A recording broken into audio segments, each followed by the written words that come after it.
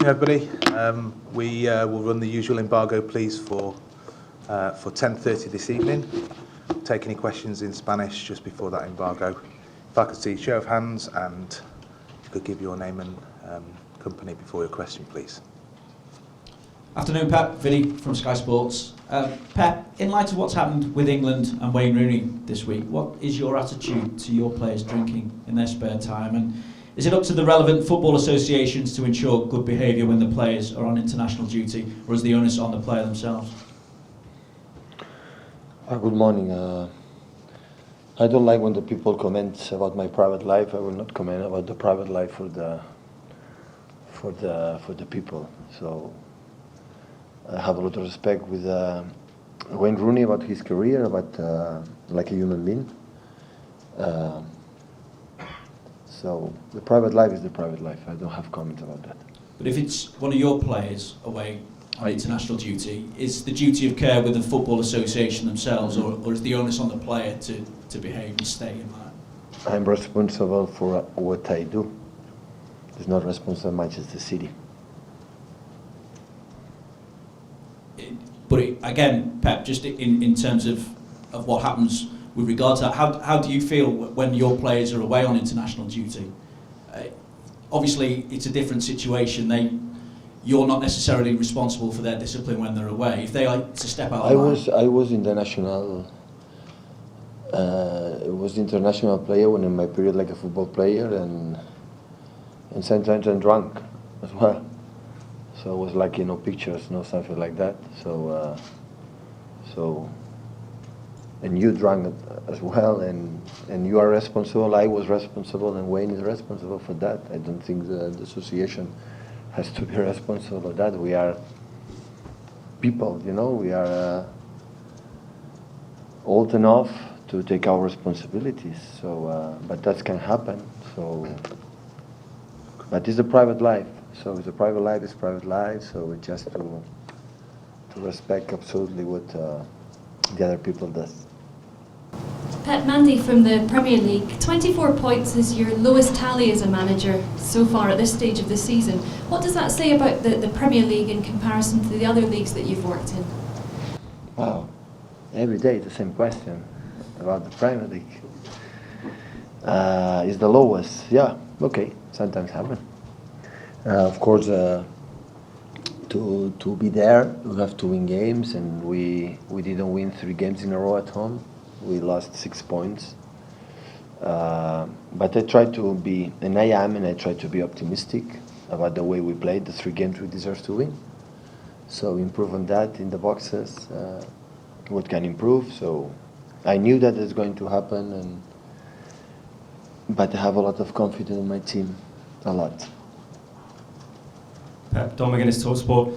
Could you just give us an update really on everybody returning from all the travels and who is fit, Vincent Kompany maybe, as well as all the other players that have been all over the place, what the situation is? All the players came back good, fit. The players who played 90 minutes, they are tired. Especially the South American players, but even the English players, even Deutschland players, so they are tired, but that is normal, and tomorrow are going to decide. But they are fit, no injuries, that is the most important thing. Hi, Pep, BeanymanSports, Sky Sports. When you find those players tired or shaken by results, thinking of their countries, what is your role? What do you do with them? Do you try to change the way they think, or do you try to relax them, or you put them straight into work? What's the best thing to do? Yeah, as quick as possible, involve again in our reality. They need time. They are human beings, and today the schedule, the calendar is so stressful for the players.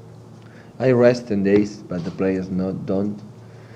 And it's so demanding. 11 months, and after 2-3 weeks off, and after 11 months again, and they cannot lose, they cannot play bad, and that's why you have to handle that. Sometimes when you see they are a little bit down, to try to come up. Then every player is completely different than the other one. Some players make the in this kind of when they come back for the national team, their regeneration is quicker than the other ones for the physical condition, for many things. So and still I am still knowing my players how they react after that situation. But important is they are not injured, they come back good, and of course we have a game, and after you have a final in Germany in 3-4 days, and after 3 days later we have Burley, so everybody's going to play. Hi Pep, over here, this way. Sorry. Hi. No. The last 3 games at home have not gone according to plan. The opposition have played very defensively. Is it easier in the evolution of the side at the moment to play away from home? Evolution. And just the way that how you've worked with the team so far, is it easier to play Against teams so defensive? Yeah, away from home, where a team's going to come be a bit more attacking? I think the teams, some teams want to attack, some teams want to defend, and some teams want to wait his moment, per moment, throw in, free kick and corner or a counter-attack or something like that. The other teams come more aggressive. So you have to adapt. So when a team like Middlesbrough and the other one defend it because they decide it's the best way to beat us, you have to solve, you have to find the right way. So we try most difficult thing, attack 10 players in the box. So, but we did it quite well. We did it quite well in general. So in the 3 games. So I'm sad for the players because they made absolutely everything. They proposed absolutely everything. We are active in our game. We are not reactive. We try to do that, but we have to solve. We have to create more chances. We create enough to win the games, and we concede few. But we're going to improve that. In the future, we're going to improve, and we're going to find the right way to block, or to find the right way to win this kind of games. Hi Pep, Andy Hampson from the Press Association. Well, what have you thought of Crystal Palace so far this season? What sort of game are you expecting from them this weekend? It was a tough game. I had time to see many games. It will be tough. A coach with a lot of experience in England. They play a lot with Benteke. The second ball is all the wingers with Townsend and Zaha. So they are fast and good in 1-against-1. Caballé is an exceptional player. So will be the toughest games. The toughest games we're going to play now in a way.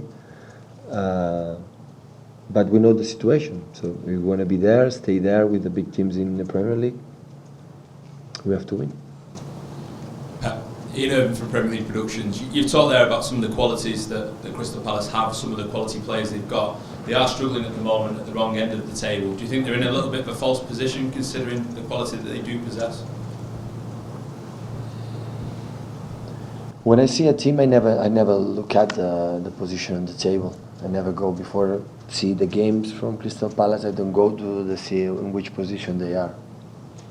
So I try to analyze what they do, and especially when they play good, when they are strong, and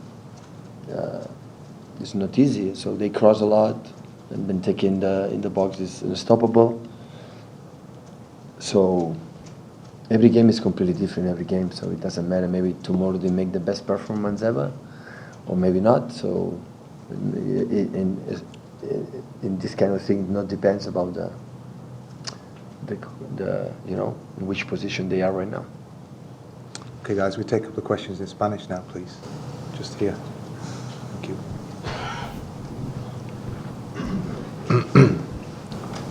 Hola, Pep. Et volia preguntar per l'evolució de l'Aleix Garcia. Crec que quan va començar a jugar vas dir que li faltaven millorar algunes coses, però que era molt bo. Si ara està ja picant a la porta seriament o cal tenir més paciència? No, és un jugador que té molta qualitat. És un jugador com a mig centre que veu bé el futbol, desplaça bé. El problema que té l'Aleix no és només un, són 22-23 jugadors disponibles i l'espai és el que és. Però és un nano fantàstic, entrena bé i estem molt contents amb el seu rendiment. I want to ask you about the evolution of Aleix Garcia. You said in previous weeks that he needs to improve in some things. What do you think about him? So he's very talented. He plays really well as a defensive midfielder, but the only problem he has is that there's 22, 23 players in the squad, and that's the only issue, and all need to play. But he's a fantastic player, and we are very happy for him. Fred Caldeira from Sport Interativo Brasil. I would like to talk about Gabriel Jesus because we have just 3 more games in Brazilian National League, and Palmeiras, Gabriel Jesus club, is leading it and can also confirm the title in the next round. So what difference would make for you and for Manchester City to receive in January 19 years old player with a national title experience? Thank you. Yeah, we cannot forget he has 19 years old. We are delighted. We are happy he's coming in January, December, January. He's come to join us. We're going to try to help us. So try to settle down in Manchester and England as quick as possible because for 19 years old it's not easy that. But we have here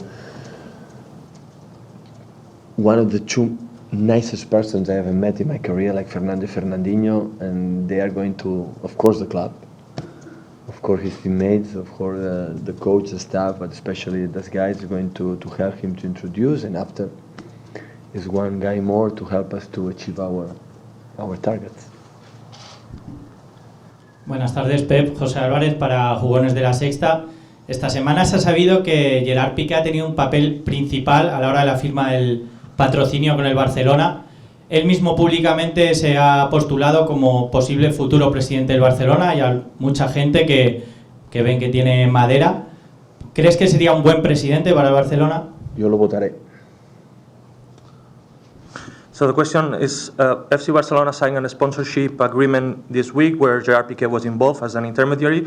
Many FC Barcelona fans think he could be a good president of the club. What do you think? I'll vote for him. Okay, guys, we run the embargo, please, for 10:30.